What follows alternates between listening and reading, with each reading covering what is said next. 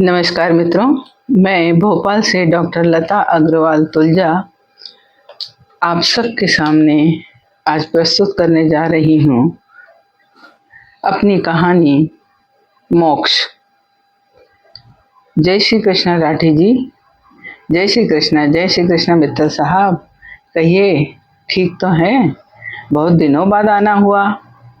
क्या कहें राठी जी, परिवार और बिजनेस में ऐसे उलझे हैं कि यार दोस्त, घूमना फिरना सब भूल गए।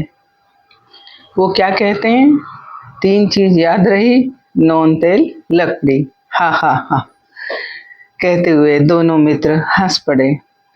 बिल्कुल ठीक कहा तुमने मित्तल साहब, महंगाई तो देखो, सारे रिकॉर्ड तोड़ा आसमान पर है। उस पर घर में 3-3 बेटियां हैं ब्याह के लिए। अरे हाँ, अच्छा याद दिलाया आपने। अपनी नव्या तो अब शादी योग्य हो गई होगी। कोई लड़का देखा उसके लिए? देख तो रहे हैं मित्तल साहब, कुछ लड़के देखे भी हैं, मगर यही फिक्र रहती है कि अच्छे लोग मिल जाएं। आप तो जानते हैं हमारे यहाँ कितना लेन देन है। अब आप और हम अलग थोड़े ही हैं राठी जी, हम बनियों ने ही सबसे ज्यादा लूट मचा रखी है। खैर, बाकी बिहारी ने चाहा तो नव्या और निकिता दोनों को ही एक मंडप तले ब्याहने का सोच रहा हूँ। नव्या तो एमए कंप्लीट कर चुकी है, घर के कामकाज में तो आप जानते ही हैं मेरी बच्चियों को। और निकिता, वो क्या पढ़ रही है, उसका भी होम साइंस में पोस्ट ग्रेजुएशन इस साल कंप्लीट हो जाएगा। बताओ भला, देखते ही देखते बेटियां कितनी बड़ी हो गई। और वो छुटकी नैन्सी, वो कैसी है? उसका बीकॉम चल रहा है और अपना निकुंज भी इस साल 12वीं में है। तुम्हारी नज़र में कोई अच्छा लड़का घर बार हो तो बताना मित्तल साहब। जी बिल्कुल बिल्कुल, मेरी नज़र में अगर कोई योग्य घर बार हुआ तो अवश्य बताऊंगा। ये हैं राठी जी। पूरा नाम है चंद्र प्रकाश राठी। इंदौर के हाथीपाला बाजार में लोहे के थोक व्यापारी हैं। बहुत अधिक नहीं, मगर हाँ ठीक ठाक आमदनी है। परिवार में एक विधवा माँ, जिन्हें प्यार से सब भाभो कहते हैं, पत्नी मनोरमा, 3 बेटियां नव्या, निकिता और नैन्सी, और एक बेटा निकुंज। कहने की आवश्यकता नहीं कि बेटे के इंतजार में 3 बेटियां झोली में आ गईं। वैसे परिवार बड़ा धार्मिक और सुसंस्कारी है। विवाह के 11.5 माह में जब नव्या के जन्म पर चंद्र प्रकाश और मनोरमा तो खुश थे, मगर भाभो जरूर कुछ नाराज थी। पेलम पेल छोरो हो जावे तो पाछी चिंता को नहीं रेवे। संभवतः ये भाभो का अपना भय था, क्योंकि उन्हें भी अपने चंदू के इंतजार में 4-4 बेटियां करनी पड़ी। कद यही परिपाटी नहीं चल पड़े। उन्हें यही डर हमेशा सताए रहता। इसलिए मनोरमा जब दूसरी बार गर्भ से हुई तो भाभो चौकन्नी हो गई। इस बार उन्होंने सारे जप तप कर डाले, कई मनौतियां मान ली। मनोरमा और चंदू ने भी अपना भ्रूण परीक्षण करा लिया। डॉक्टर ने बेटा होने की पुष्टि दी। फिर क्या था, राठी परिवार की आंखों में कई सुनहरे सपने पलने लगे। भाभो का दान पुण्य और बढ़ गया। वे बहुत मन लगाकर अपने लड्डू गोपाल की पूजा करती, साथ ही मनोरमा का मन से ध्यान रखती। हे बांके बिहारी, घनी कृपा करी प्रभु, बस ऐसी कृपा बनाए रख जो मेरे चंदू पे। मगर बांके बिहारी ठहरे जन्म के छलिया, बेचारे भावों से ही छल कर बैठे। मरी मशीन ही धोखा दे गई। मशीन क्या, किस्मत ही धोखा दे गई। बताया छोरा, हो गई छोरी। बच्चे के जन्म से पहले जितने खुश थे सब, निकिता के जन्मते ही सारी खुशियां मायूसी में बदल गई। 9 माह से उम्मीदों में बनी उम्मीदों पर घड़ा पानी फिर गया। मशीन के भरोसे पहले ही ढिंढोरा पीट दिया, सो रिश्तेदारों में थू थू हुई सो अलग। खैर, चंद्र प्रकाश और मनोरमा ने यही सोचकर सब्र कर लिया कि बेटी आई है तो भाग्य भी साथ लेकर आई होगी। मगर क्या हो भाभो का, उन्हें तो मरने से पहले पोते का मुंह देखना था। अब तो उन्हें धीरे धीरे ये संदेह होने लगा, हो नहीं हो बींदड़ी की कोख भी मारे ऊपर गयल है। कई होएगो जब चार चार छोरियां आ गई। बेचारो इकल्लो चंदू अभी तो चार चार बेनियान को ममेरो भर भर के नहीं परेशान, पाछे खुद की छोरियां आ जाओगी। और यह कोख चालनी भी तो जरूरी है, पितर के तर्पण छोरो नहीं हुए तो कौन देगो। मन ही मन कुड़ती भावो उनकी देवरानी जिठानी के घर पोते हो गए। अभी पिछले बरस छोटी बहन कमला के बेटे का ब्याह हुआ और खबर आ गई छोरे होने की। पड़ोस की सुशीला को ही देख लो, ओकी बिंदनी भी मारे बिंदनी के संगे लाई। जद ओके दो छोरा भी हो गया नहीं ऑपरेशन भी करा लियो। अरे दूर कहीं जाओ, अपनी कामवाड़ी बिमला के देख लो। 16 बरस की दुबली पतली मरतेरी सी बिंदनी लेके आई थी। सब कहता रह गया कैसे पार पड़ेगी, पर नहीं 17 की हुई नहीं कि ऐसो हट्टो कट्टो छोरो पैदा कियो। बाकी बिहारी सदा ही हमारी परीक्षा ली, पहले मारी अब हमारे चंदू की। यह बात तो नी जमी रे लड्डू गोपाल। भावों का दुख अंदर ही अंदर बढ़ता जा रहा था। किससे कहती। निकिता अभी 10 माह की हुई नहीं कि भावों ने फिर रटना शुरू कर दिया। छोरी अब 10 महीना की हो चली है, मारो काई भरोसा, आज हूं निकल नहीं रहूं, जल्दी से पोता का मुंह देख लूं तो चैन से मरूं। मनोरमा मन ही मन सोचती कि ये कैसी औरत है कि औरत होकर मेरी हालत को नहीं समझ पा रही। दूसरी बेटी को जन्म देकर मनोरमा खुद को बहुत कमजोर महसूस कर रही थी। फिर बच्ची छोटी है, दूध पी रही है अभी। एक बार शरीर को फिर उसी प्रक्रिया से गुजारना कुछ कठिन लग रहा था उसे। लेकिन भावों के आगे जब चंदू की नहीं चली तो मनोरमा क्या चीज है। यूं भी तीसरी बार मां बनने की कल्पना से ही मनोरमा सशंकित हो उठती। उसने कहा भी भावों से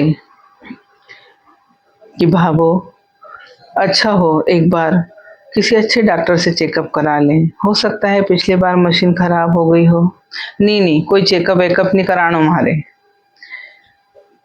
बाकी बिहारी पे भरोसा रख, अब की कोई धोखो नहीं होएगो।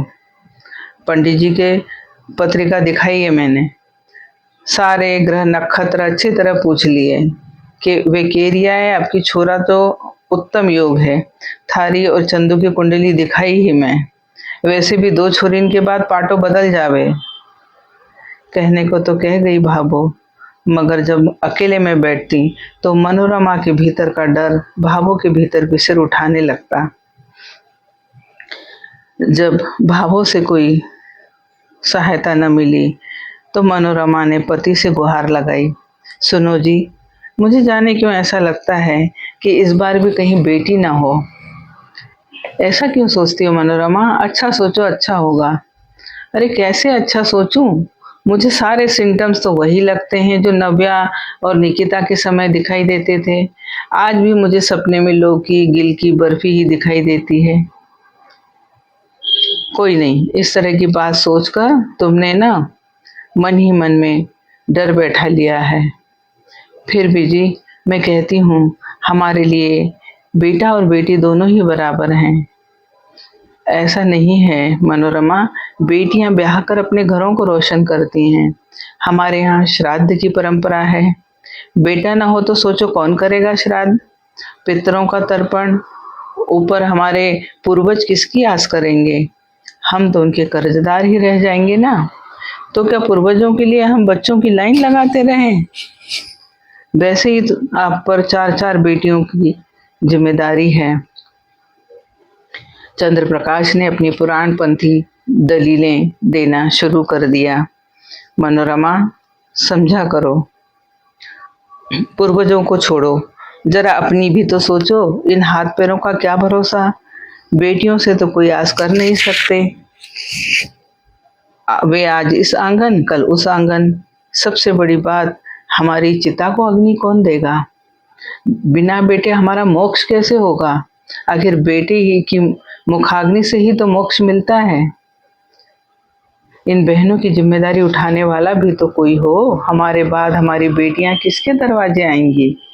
हमारी दहली पर दीपक कौन जलाएगा? चंद्र प्रकाश ने अपनी पुराणपंथी दलीलों से मनोरमा का मुंह बंद कर दिया। अब तो सुबह शाम भावो बांके बिहारी के अर्चना करती रहती। और रही बात मनोरमा की, तो भावो जहां भी सत्संग में जाती, संत महात्माओं की दी अभिमंत्रित ताबीज दानबान फौरन मनोरमा की देह पर लाकर लटका देती। फिलहाल यही उसके जेवर थे। चलती फिरती गंडे ताबीज की दुकान नजर आ रही थी मनोरमा। महीनों हो गए उसने बाहर का सूरज नहीं देखा। घर की दहलीज लांघना जो मना था उसे। तमाम देवधामी व्रत जप के बावजूद आखिर वह दिन आ ही गया जब मनोरमा को लेबर पेन हुआ। भाभो ने अपने बांके बिहारी के आगे दीपक जलाकर अंतिम अरज रखी। मनोरमा को अस्पताल ले गए। दर्द से कराहती मनोरमा को धीरज बंधाती भाभो दरअसल भीतर से खुद भी डरी हुई थी। पतो नहीं बांके बिहारी की काई मर्जी है, अब होनी को भला कौन टाल सके। सच कहा भाभो ने। अफसोस इस बार भी बांके बिहारी धोखा दे गए। नर्स ने जैसे ही आके बताया अम्मा जी लक्ष्मी आई है, सुनते ही कुछ पल को भाभो का दिल धड़कना ही भूल गया। हाय, करम फूट गया हमारा तो। फिर से छोरी बांके बिहारी जब था के भरोसे छोड़ी ही नैया कहीं क्यों। खूब छले रे लड्डू गोपाल, ये तो अच्छी बात नहीं हुई। कन्याबाई ने फिर एक बार भाभो की उम्मीदों पर पानी फेर दिया। अब तक दौड़ दौड़ कर काम करती भाभो के अचानक सारे दर्द उभर आए। कमर घुटने कंधे सब मानो हड़ताल करने पर तुले हैं। यह कह लीजिए भाभो का मन ही मर गया। इन सब के बीच मनोरमा बेचारी निर्दोष होकर भी तीसरी बेटी को जन्म देने की सजा भुगत रही थी। रह रह कर भाभो के उलाहने उसके कान में आते। अब मैं इकल्ली शानी बुनी कालक मरूं, उम्र हो गई मारी भी, मुआ कांदा हुन भी साथ नहीं दे, कमर सो बैठो उठो नहीं जावे। अब हो गई बींदनी पौन महीना की, कोई हरज को नहीं अब चौका चूल्हा से लागवे में। सच्ची कहूँ अब महाराज से तो नहीं होवे रे चंदू इतो काम, संजा होते ही मारा हाथ पांव टूटन लग जाए। पर भाभो मनोरमा तो अभी कमजोर है और इस बार ठंड भी कुछ ज्यादा है, तो क्यों ना हम रोटी वाली लगवा लें। अरे बचत कर बचत, 3 आ गई माथा पे। और का मैं सारा घर का काम सौंप रही बिंदनी ने। अब बर्तन कपड़ा वाली तो आ गई है, बस झाड़ू पोछा और 4 चांद की तो सेकनी है, उमे भी फिर रसोई में हमारे कोई पराई लुगाई मंजूर को नहीं बेटा। मनोरमा जानती थी भाभो की पुरानी आदत है, खुद कपड़े धोएंगी तो गाड़ो भर लत्ता धोया, वही कपड़े अगर मनोरमा धोए तो 4 लत्ता धो लिया जिसे काई होए। भाभो रोटियां सेकेंगी तो पूरा कुनवा की रोटी बनाई, और अगर वही रोटी मनोरमा बनाती है तो 4 चांद की सेकी। भाभो के व्यवहार में आए इस परिवर्तन से मनोरमा का मन खट्टा हो गया, और जब भी वो छोटी नन्ही सी नैन्सी रोती तो भाभो झुंझला पड़ती। कहीं घड़ी घड़ी कान खावे छोरी, चुप होके क्यों नहीं पड़ी रहे। हाँ, नव्या और निकिता अपने घर आए इस नए मेहमान से बहुत खुश रहती। माँ को काम करते देख उसका ख्याल रखती, और भाभो उनकी तो आलम ही दूसरा था। उनके मन में सदा अंधेरा गहराया रहता। सोचती न मालूम बिंदनी की कोख में बेटा है भी कि नहीं, और जब चंदू को बेटा नहीं हुयो तो कई पोता का मुंह देखे बगैर बिछोनो उठानो पड़सी।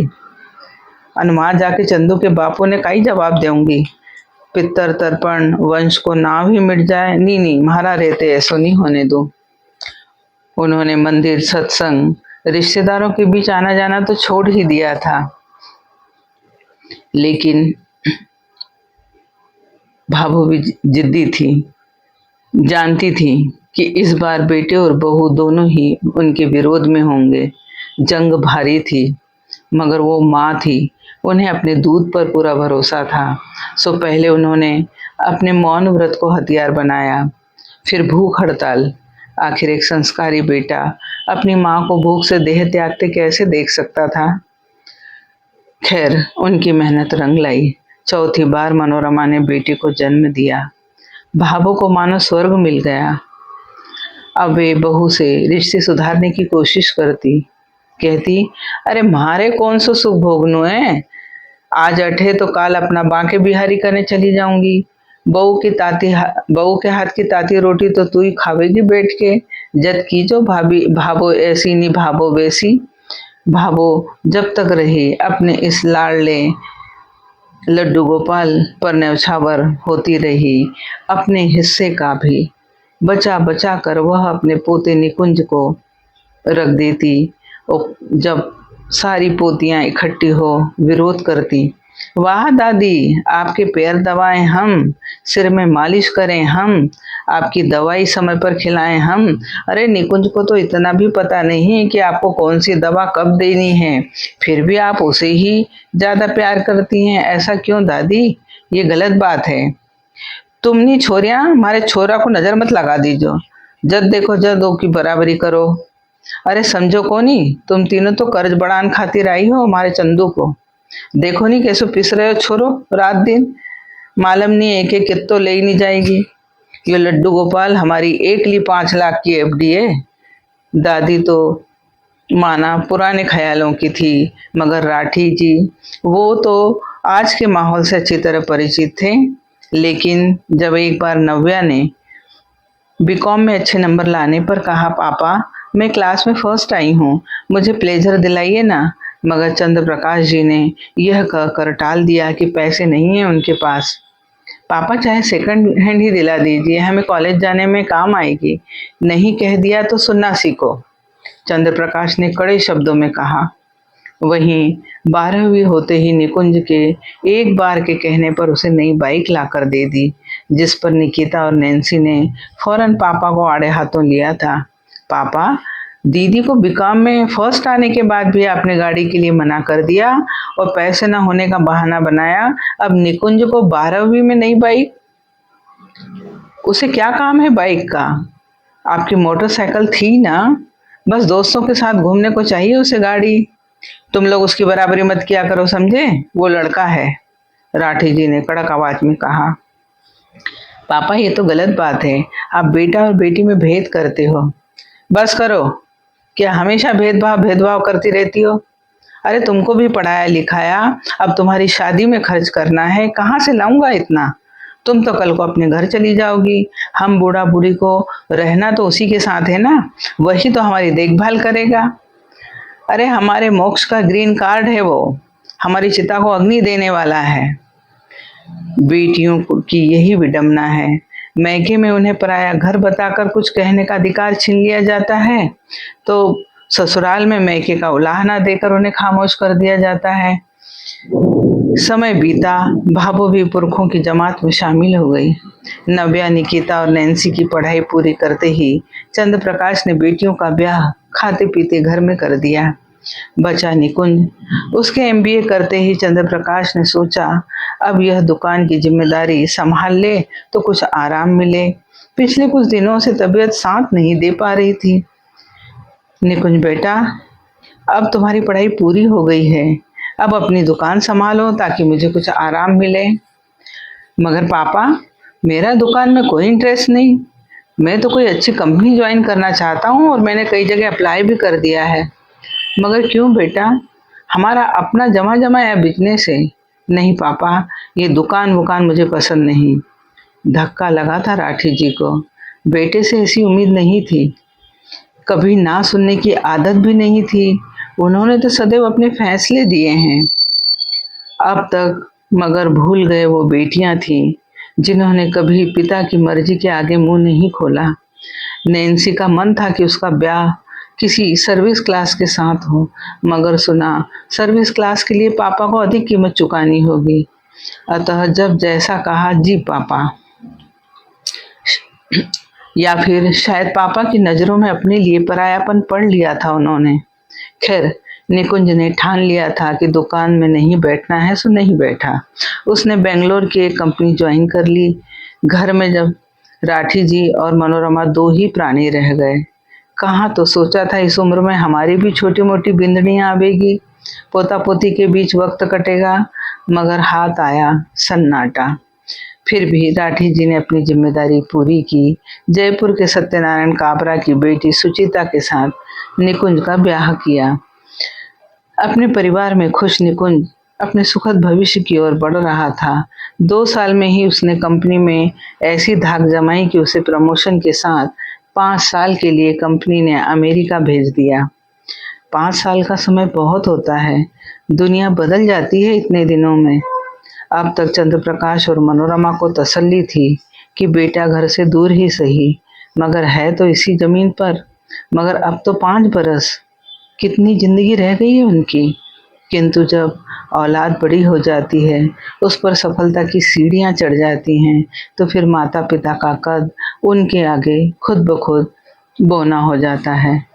इधर राठी जी को पिछले कुछ दिनों से दमे की शिकायत बढ़ गई। मनोरमा भी 4-4 बच्चों को जन्म देकर चुक गई थी। ऊपर से बुढ़ापे की लाठी। गर्मियों की छुट्टी में तीनों बेटियां आई थी। अब तो उन्हीं से घर की रौनक रहती थी। जब भी समय मिलता, माता पिता की फिक्र उन्हें खींच लाती। बच्चों से घर भरा रहता तो चंद्रप्रकाश और मनोरमा को भी कुछ पल ऊर्जा मिलती। ऐसे ही वक्त कट रहा था कि अचानक राठी जी को दमा का अटैक आया। अटैक इतना जबरदस्त था कि तुरंत अस्पताल ले जाया गया। डॉक्टर ने अपनी ओर से बहुत कोशिश की, अच्छे से अच्छा इलाज किया, मगर चंद्रप्रकाश फिर दम न पकड़ पाए। उनकी सांसों की डोर टूट चुकी थी। अचानक इस घटना ने परिवार में कोहराम मचा दिया। डॉक्टरों की राय में राठी जी को चूंकि ऑक्सीजन पर रखा था, इसलिए 24 घंटे से अधिक नहीं रखा जा सकता। जल्द से जल्द उनका अंतिम संस्कार करना होगा। मगर निकुंज, उसे फोन पर सूचना तो दे दी है, किंतु किसी भी तरह उसका 24 घंटे के पहले आना संभव नहीं है। ऐसे में रिश्तेदार, इष्ट मित्र सभी तैयारी में जुटे थे। सभी की यही राय थी कि अंतिम संस्कार जल्द से जल्द कर दिया जाए। मगर निकुंज नहीं है। अंतिम संस्कार कैसे होगा? कौन करेगा? अरे बेटियां हैं ना, नव्या करेगी। आजकल कर रही हैं बेटियां, और धर्म ने भी इसकी इजाजत दी है। परिचितों ने स्वीकृति दी। सो यही निर्णय हुआ कि राठी जी का दाह संस्कार बेटी नव्या के हाथों होगा। मनोरमा खामोश जिंदगी के फैसले बदलते देख रही थी। सच है, वही होना है जो बांके बिहारी को मंजूर है। हमारे हाथ कुछ नहीं। लोगों की बात मानने के अलावा और कोई उपाय नजर नहीं आया। सो अंतिम प्रयाण की तैयारी आरंभ हो गई। मनोरमा के आगे वो सारे दृश्य उभर आए जिसमें उसने, चंद्रप्रकाश ने और भावों ने भावी जीवन के मानक तैयार किए थे। आज वो सारे प्रतिमान निष्फल हो गए। शमशान में राठी जी का शव चिता पर लेटा दिया गया। पंडित जी अपना विधि विधान कर रहे थे। चिता को मुखाग्नि देने की बारी थी तो सामने खड़ी थी नव्या, निकिता और नैन्सी। तीनों ने ही हाथ में जलती लकड़ी थाम रखी थी। मन दुखी था। पापा से सदा के लिए बिछोह का गम था। साथ ही पापा की एकमात्र अभिलाषा कि बेटा ही मोक्ष का ग्रीन कार्ड है। आज वो तीनों बहनें चाह कर भी उनकी इस इच्छा को पूरा नहीं कर पा रही हैं। उनके पास मुखाग्नि देने के अलावा कोई चारा नहीं। पापा के वो शब्द, तुम तो अपने घर चली जाओगी, हमारी चिता को अग्नि तो वही देगा, मोक्ष तो हमें उसके हाथों ही मिलेगा, बार बार कानों में गूंज रहे थे। हाथों में कंपन हो रहा था। आखिर आंखों में आंसू लिए तीनों बेटियों ने राठी जी की चिता को अग्नि दी। वे मन ही मन कह रही थी, विश्वास रखिए पापा, आपको मोक्ष अवश्य मिलेगा। धन्यवाद।